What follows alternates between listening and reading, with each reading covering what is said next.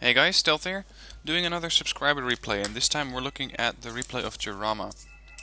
Now, he had an interesting note about this replay, and he said what's interesting about this replay is that I'm facing a huge swarm of reservists and militia, both Scandinavia and Britain. That lot of troops would deal with them quite efficiently with a combo of BMPTs, bombs and Buratinos. Now, I haven't shown off a lot of those types of gameplay yet on the channel, so here it is. He also said he was countering a British armored push twice on two different flanks with the fast reaction units and some big tanks. So, if all goes well, he's going to have a bit of everything in this game. Some anti-infantry, some anti-tank warfare, and of course a map like this, like Nuclear Winter is Coming, you're going to really have a lot of opportunity to take down tanks.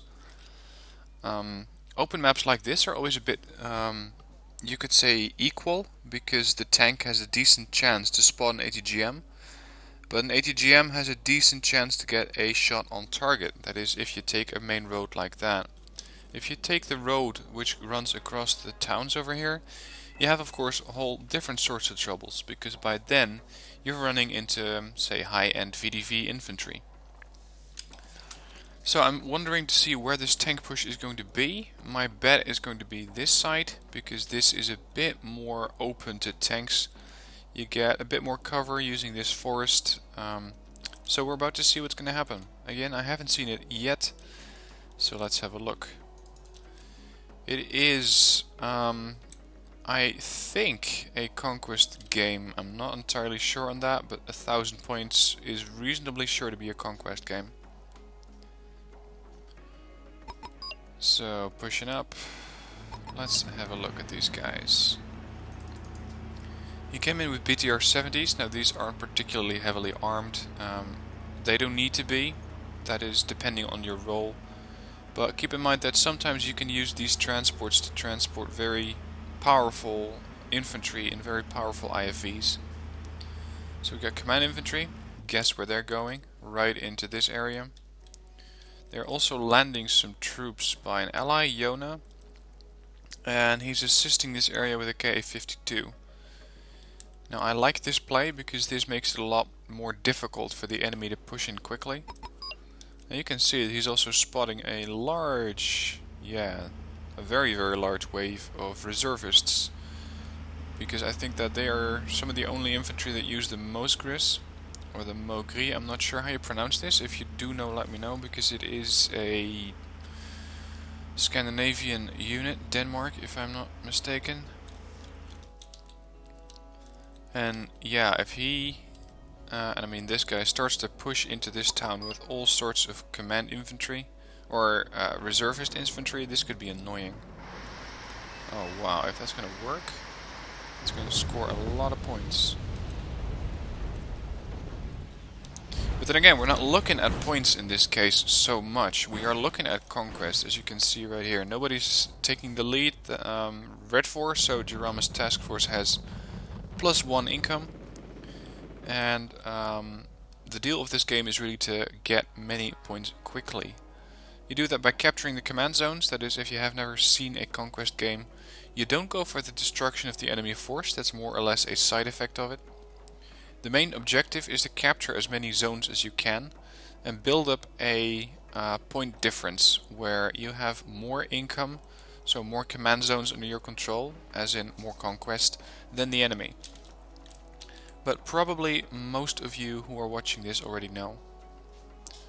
I'm mostly a pure destruction player, so for me this is a bit different to watch, because in this game you don't really have to worry about losses, or at least not as much as you normally would. So he's being pretty aggressive here with these BTRs. He can afford to lose them really, because they don't really add a lot, they add 15 points, and again, if you lose them it doesn't really hurt you, but against pretty heavily armored and heavily armed PBV 302As with their autocannon, this could be annoying. So he's pushing up with some Spetsnaz, he's got Skrzets in the back, a Tunguska with his radar turned off, so that's a good play. That thing's not going to get targeted anytime soon. But holy hell, that's a lot of infantry. bringer really brought a lot of infantry over here. And a bombing, thank you very much, a bombing run would be ideal. Exit infantry. Now he's focusing on the left flank, and they have taken over center, Gregory, and surprisingly the enemy has not taken over Anna yet. So that is why they still have a bit of an advantage over here. They can take out this Stabsgrip, they can use their own command infantry to capture this zone, and this is another zone which we want to have to rapidly gain up or rack up some points. VDV gets bombed into submission over there. Spetsnaz also take a large hit from that bomber. Now, currently the third DLC, which is going to improve the Scandinavian forces, has not been released yet. So we are still waiting for those units, so you will not see those in the replay yet. But that does mean that the Scandinavians aren't dangerous, because they do have some of the very, very nice F-16 versions. They got the cluster bombers, bombers which use the 1000 kilogram bombs, and they got some, I suppose you could say, carpet bombers with 227 kilogram bombs. And I mean 227, not 2 times 27 kilograms. Over here on the right we got some T-72As pushing up. Not a lot of recon this side, just one Mi-2. But Mi-2s have very good optics, so I suppose that'll do for now. And yes, see, there you go, that's another recon being brought in.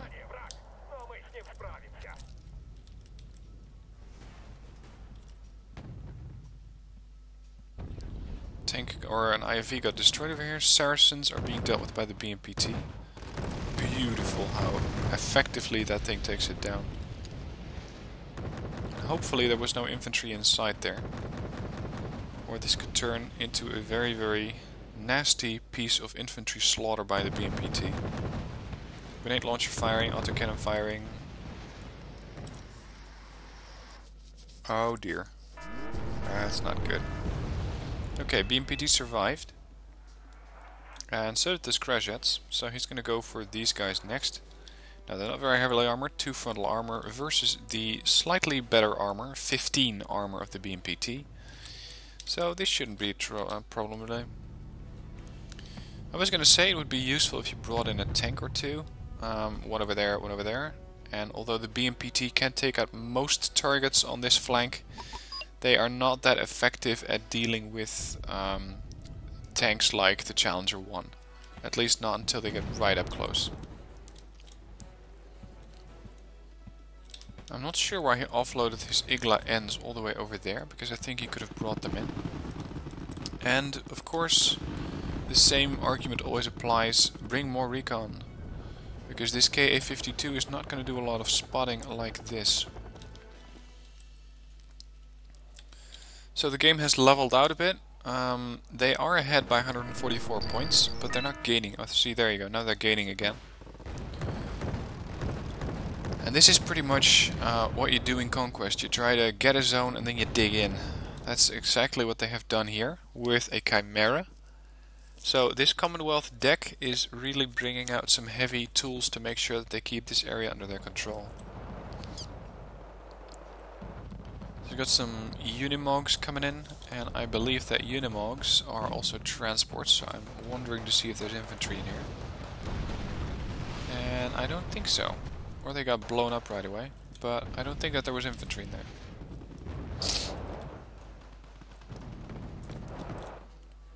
We got a book coming in to deal with the airplanes, especially though the bombings of his infantry were getting quite annoying. So this is a nice combination. BMPT for the infantry, T-64 BVI to take care of everything else. And it gets bombed again. So much for the BMPT.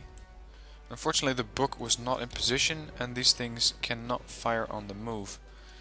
So they did not get any revenge on that airplane.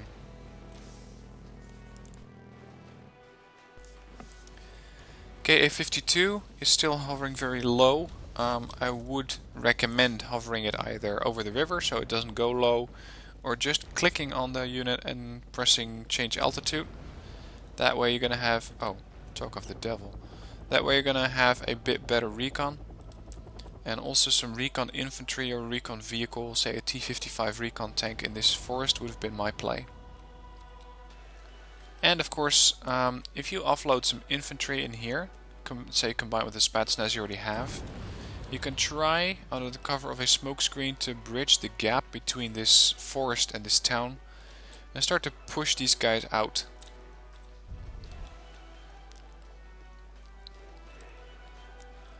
Let's see, this might be the armored push that he mentioned in the description. They got some Challenger 1 Mark IIs, 4 of those pushing up. That's bad news because he doesn't have any ATGMs in here. He does have the BV or the BMPT and the BVI, but against 4 Challengers that's going to be troubling. So let's see what he comes up with. Brings in more books. Wow, this area is solidly defended. Igla N got taken out. Thanks for the walk from over there to over there, but we're going to take you out with 2 shots. Now I think that these tanks are horribly isolated. Let's have a look. Yeah. They do have some AA from this Challenger marksman, but otherwise they don't have any eyes on the area. So they don't know where the enemy is, or at least probably not. Let's see, this was MegaFat 5000. Yeah, they don't know about any of the infantry in there, or at least the Challengers cannot see them. So, in a situation like this, what do you do? Especially if you know that they don't have any AA, which just got taken down. I would bring some helicopters. A Mi-28 or a Ka-50 would be ideal in a situation like this. Or actually I think it's the Ka-52, I always confuse those. And apparently Jarama thinks exactly the same thing. So this Challenger takes a hit from an Mi-28 and loses a ton of hit points. Mi-28 doing it again, taking out the tank. You can see that these ATGMs, these attack FVs, are quite fast really. Some of the weaponry that NATO uses, the TOWs, they are not that quick. But stuff like this is very, very quick. Which means that the tank has a lesser chance of evading. Especially if he were close to a tree line, this would make a big impact, because with this you can quickly hit him before he retreats. And with a TOW, sometimes you just miss your target because the enemy has retreated their unit. He's also bringing in something else, a BRM-1K scout vehicle. I think that while I was looking over on this side, I was missing the part where he lost his scout helo. And another thing he mentioned in the replay is that he's going to put a lot of things on fire. And let's see, I just saw it. Yeah, here it is. Buratino. Guess where that's going to fire? I guess he's going to barbecue this town.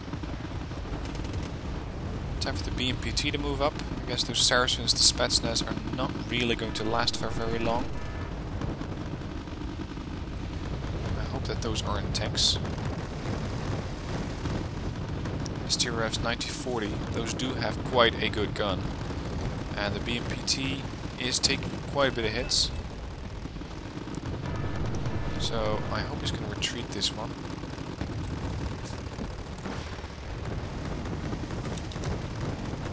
Now this is a very, very nice strike, because these guys just happen to be in the area, they happen to be pushing in, and he can work with the Skrajets and the Spetsnaz to take down the infantry and the vehicles, while the enemy does not really have an angle of approach here. They can come across this field, but of course it's a little less safe, and bringing in any infantry or vehicles through this napalm cloud or napalm area is not going to be a good play. Unfortunately though, they have made it to this actual forest. Yeah, Mi-28 takes a ton of fire. Was trying to provide fire support, but no longer. So he just lost his tank, his BMPT was heavily damaged. He lost the Spetsnaz and the vehicles, the Skrajets. So right now he is going to have to bring in some reinforcements over here. Books are taking down one F-16. He might get a hit on another one. Yep, they got him. And unfortunately he just made it out. And they killed the BMPT.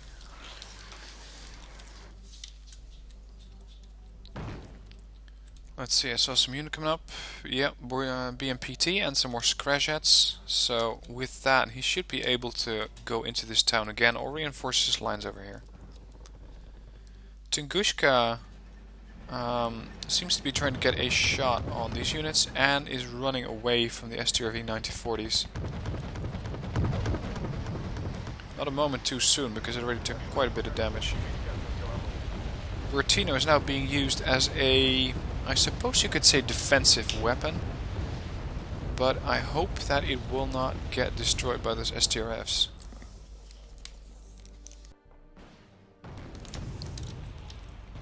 The Urals are empty. Now in a game like this, where your fob, if he brought a fob, no he doesn't, he didn't, where a fob is pretty far away, you could retreat to your main zone, but it doesn't really matter. You can lose the points in this case. Now his BRK scout vehicle gets taken down, and you can see just how deadly these things are with their Bofors L70. They do 1 HE power and 3 AP power, and that AP power is going to rack up really much at close range. That's when these things get absolutely deadly. Now apparently he has decided to bring back his Urals, just not to feed the enemy any more points. He could do the same with the Bucks, although they are running low on fuel, but they can still make it out.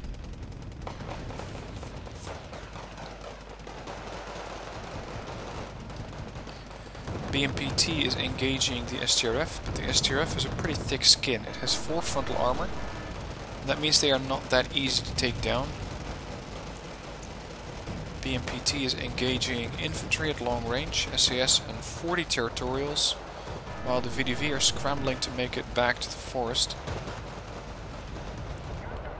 In a situation like this, I would call in something like a T-80, maybe an upgraded version of the T-80 to deal with these STRFs, because they are really starting to do a lot of damage to these guys. And they have now gained a foothold in this region, although territorials are not going to stand up again, not going to stand up for long versus Commandosis and Nibiski Berettis, which are pretty good at close quarter combat with their RPK.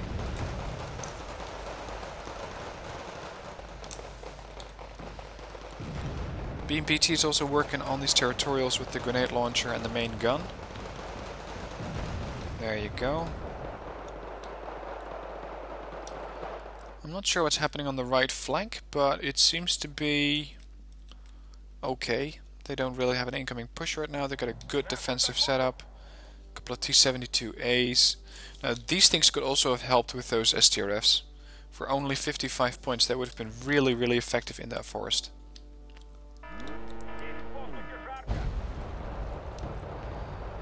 So, more Urals are being brought in.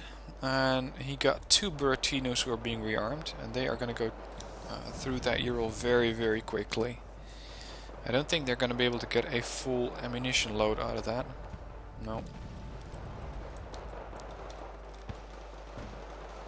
Assault Pioneers are having a very bad day at the office against this BMPT.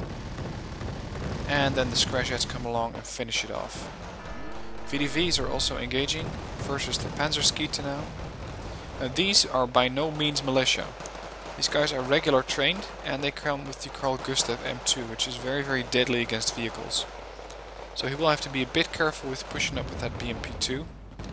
But with this much fire you can kill those guys so quickly that they barely have a chance to react. BMP-1Ds also pushing in with the autocannon and a grenade launcher, so a very good combination of fire here. But mostly anti-infantry force. He doesn't really have anything that can help him out with the STRFs, which are probably still haunting this area. So we're going to call this the Haunted Forest from now on.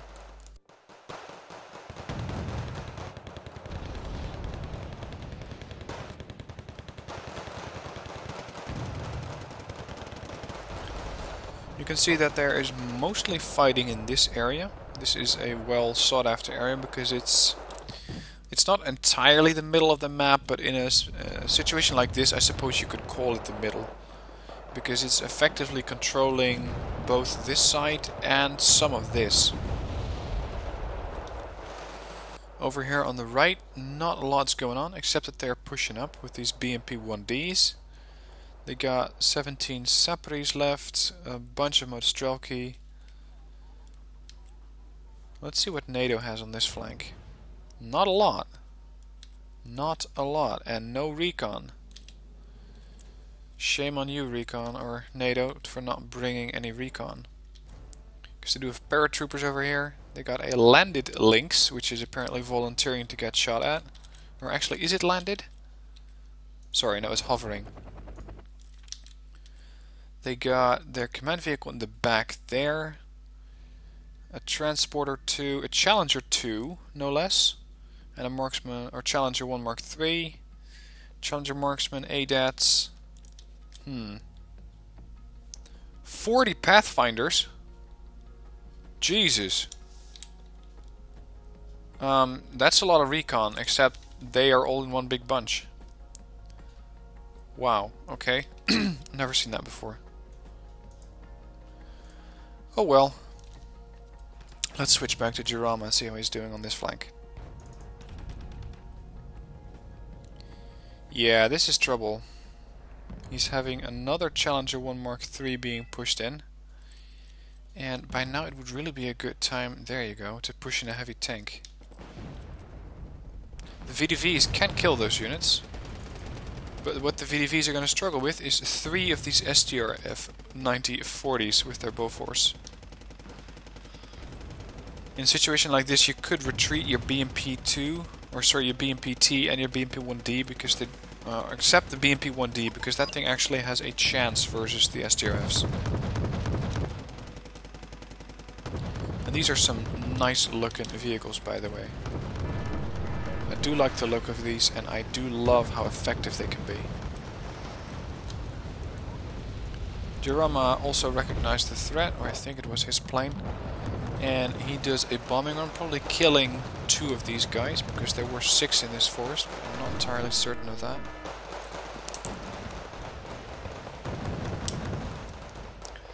BMPTs are pushing.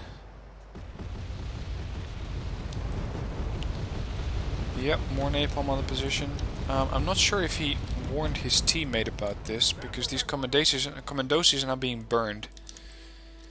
So, Jarama, if you didn't coordinate, please let your allies know where you're firing, because these are very, very expensive infantry of 40 points. And getting some advanced warning of, hey, I'm gonna shoot a lot of flame at you, is kinda nice if you're playing together. T-72BU is stuck in the mud, so it's gonna go very, very slowly for the next 5 seconds, and now it's pushing up speed again. Nice tank, this. A lot of armor, a lot of offensive capabilities, both in the sphere and the main gun. And it can push across an area of 700 kilometers, which means that it is a lot more autonomous than the NATO tanks, which usually, especially the British ones, run out of fuel after 400 to 500 kilometers. Well, this should be a one-shot. There you go.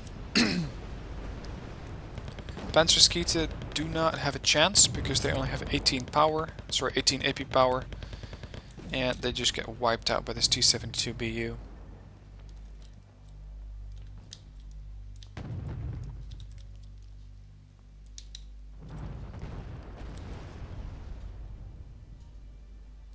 Now again, he does not have a lot of recon in this area. I know that they're constantly being taken down, but recon infantry in here would have been able to spot any pushes on this flank. And just doing a patrol every now and then with a recon chopper, say in circles like that, would have helped. Because that would have provided a lot more targets for the T-72 and made sure that he spotted a lot more units earlier on. Buratinos, so he's going to fire his Buratinos there. I'm not sure why you'd want to fire two of them. But okay.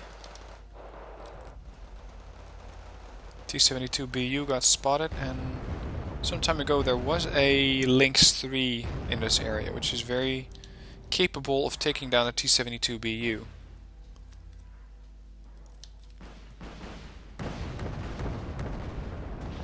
Buratinos are still reloading apparently. They are not going to be firing anytime soon. Now, by the way, if you're a new player and you haven't seen the long reload on these things yet, having ammo on the vehicle is not the same as being loaded. I know it's a bit confusing, but you can have situations where you have the ammo in the vehicle, like this, 18 of 30, but the vehicle is not ready to fire yet. It's a sort of artificial cooldown to make sure that you cannot spam these things, although you could say that Buratinos are still pretty spammable. And using that cooldown, you make sure that you don't have napalm being shot at by these Buratinos or other units like the ATACMS or the Smirches all the time.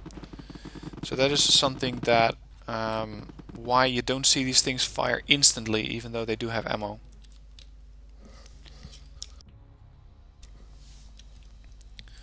That's a Leopard 1A 3DKs here, so Denmark tanks. These tanks are okay, but of course they don't really stand a chance against the T-72BU. Now this is for now one of the problems that the Scandinavian forces have. They don't have any really good tanks. And in the next version, so in the DLC 3, that is going to be fixed. Because right then they are apparently getting the Leopard 2A4. They're also getting, I think, an upgraded version of the STRV 103C. And that will give them a bit more firepower to deal with stuff like this. Mi-25 just took out that Leopard, but he might have to pay dearly for that. This Centurion marksman really didn't take kindly to that.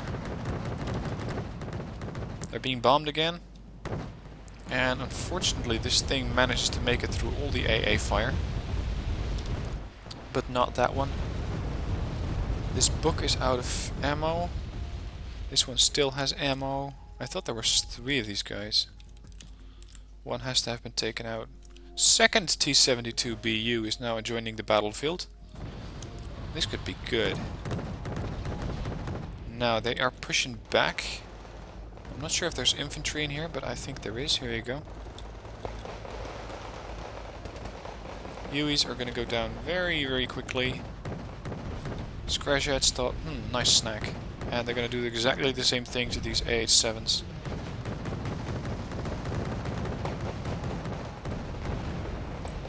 VDVs, mind your head, something's going to come down.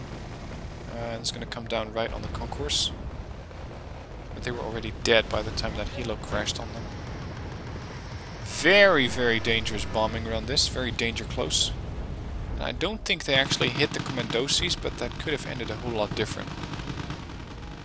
Also, if he was going to push up, if Yona was going to march into these guys with the Commandosis, he would have been bombed. So Jarama, again, please coordinate your fire with the enemy. Sorry, with the enemy. Yeah, that sounds like a good idea. With your allies, to make sure that you don't accidentally do friendly fire, because people really don't take kindly to that. Okay, this must be their second armored push, and the BMPT is pushing up along with the T-72BU. T-72BU got a mighty side shot on this tank, or at least damaged it heavily. And the armor on this tank is just not quite capable of standing up to the main gun. No, actually it's mostly the main gun. He can't stand up to the Sphere ATGM. So much for that Challenger 2. Let's see what's going on here. He's taken some shots. The second T-72 is coming out to help him. And he just wipes out another Challenger. Now you can see that these Scandinavian forces just have infantry for days. They can probably keep doing this, and I'm wondering if there's another group which is incoming. Another Challenger 2 is going to join the fight soon.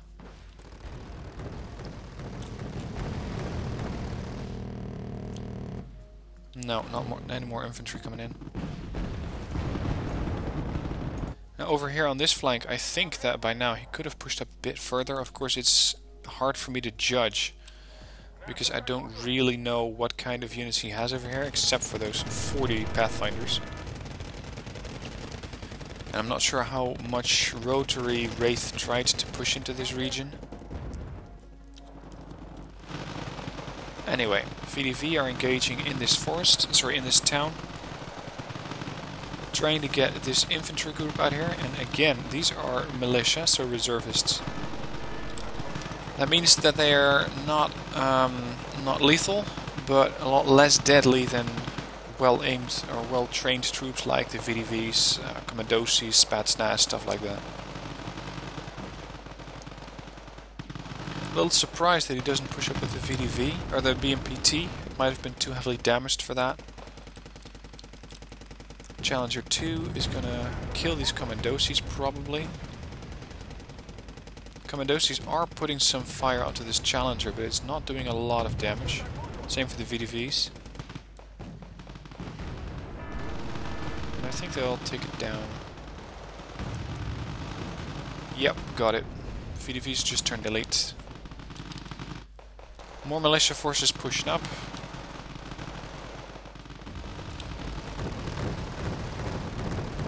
Again, recon on this side is not present, but you could make the argument that it wasn't really needed in this area, because it is such close quarter combat that a recon unit would not have really added a lot to the capabilities of this guy.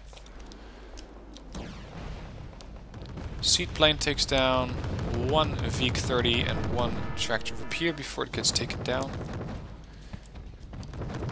Chieftain Marksman in fight with a BMPT, and I don't know who's gonna win, because they got a lot of frontal armor, but their main gun isn't very good. So they're gonna have to close in with their grenade launcher. Then the autocannon's probably gonna fire. It took down one of those with a grenade launcher. T-80 UM. Nice amount of units you got in here.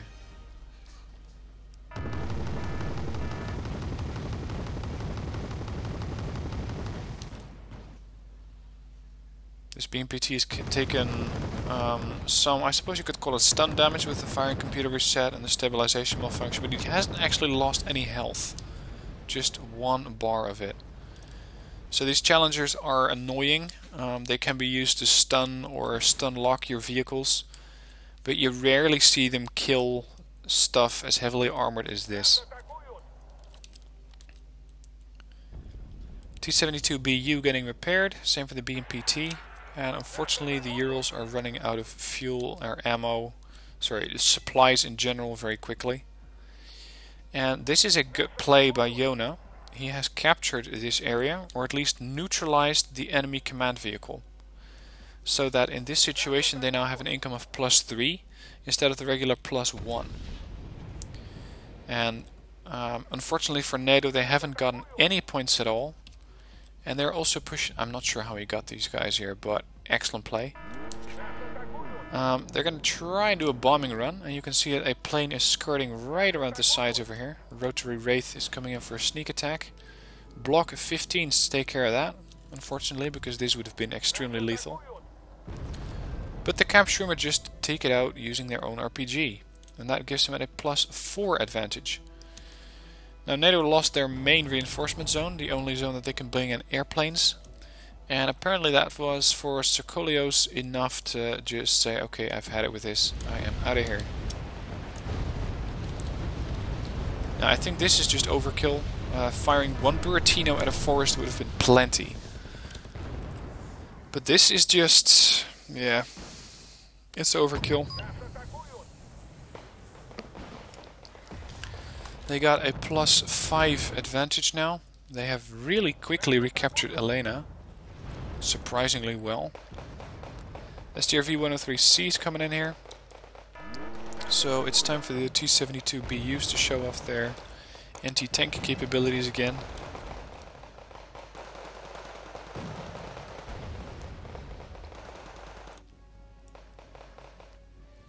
And right now they just really have to hold this area. The game is going to run for 7 more minutes. And the actual gameplay is only 3 more minutes. So NATO probably realized, okay, this is never going to happen. And I think that we're going to see another one of them quit pretty soon.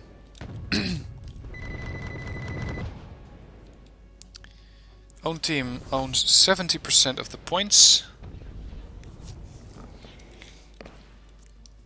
Now, I'm not sure why he's not pushing up here, because I don't think that the infantry in here is too deadly versus tanks. The Milans are almost out of ammo. RBS cannot fire at the tank anyway. So he could have just pushed in here and gotten some more kills.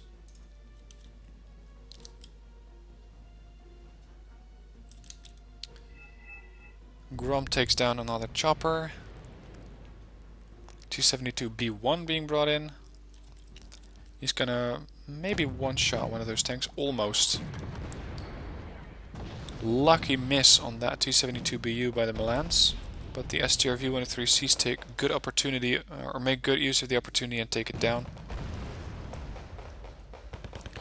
Now, if he hadn't fired his 2 Buratinos on the same location, he could have bombed this area and, say, the area over there. That would have been a lot more effective. Now, I think that by now they are just giving the points away. I think that NATO intentionally evac'd or moved all of their command vehicles. See, these guys are out of the region without a reason. Because they're not getting attacked. They haven't been attacked at all. So they're just giving the points away now. Same for this side bringer. And this Meta Fat CV also retreated. So they're just giving the points away, letting Red 4 win this game. Which you could say is pretty sporty, really, because most people would just leave and these guys are just giving the game away. And as you can see, they're really getting a lot of points very, very quickly.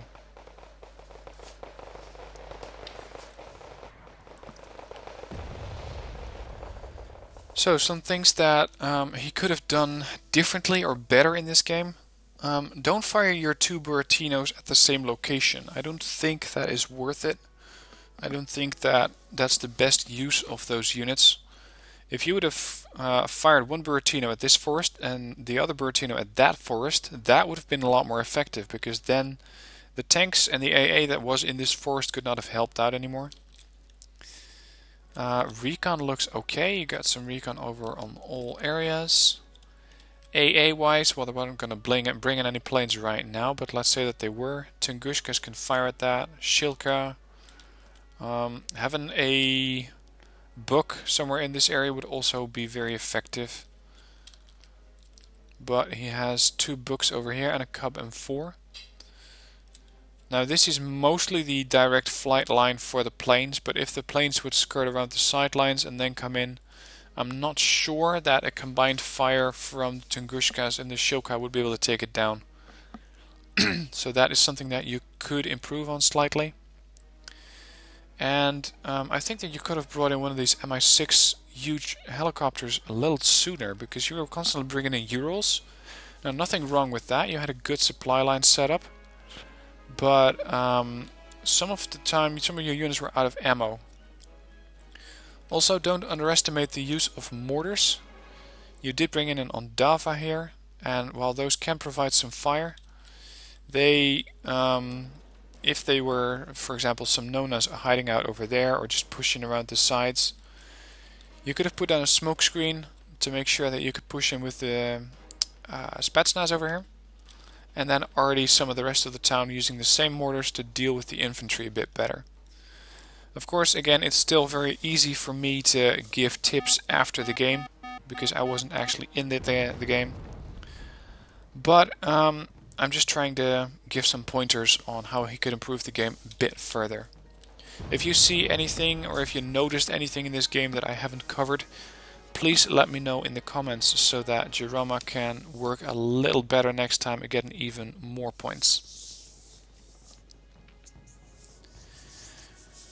Now, as you can see, this is going to be a total victory for Red 4. They got 1,000 points versus no points. So this really is done.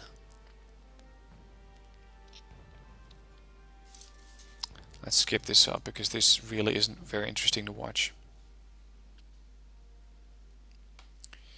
So, Jarama scored 5,674 points in kills and lost only 1,900. So he did very, very well over there.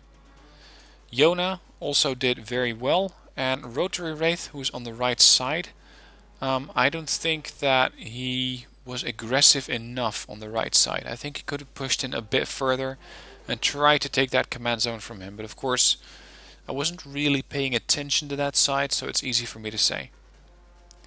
Now I'm thinking that Metafat is... well, he's not a very inexperienced player. I'm just surprised by his play of having a group of 4 of those recon units together for the Pathfinders. He would have spread that out a bit, it would have been a lot more to worry about. Anyway, I hope you enjoyed watching this game. Let me know if you see anything that he could have done differently or better. Also an important announcement on my subscriber replay send-in. You can do that via my website now, links in the description below.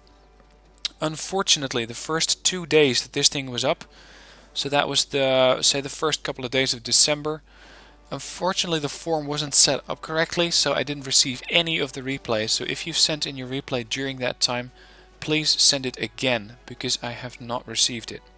I know that's my bad, but sometimes you get these screw-ups and you forget to adjust some of the settings.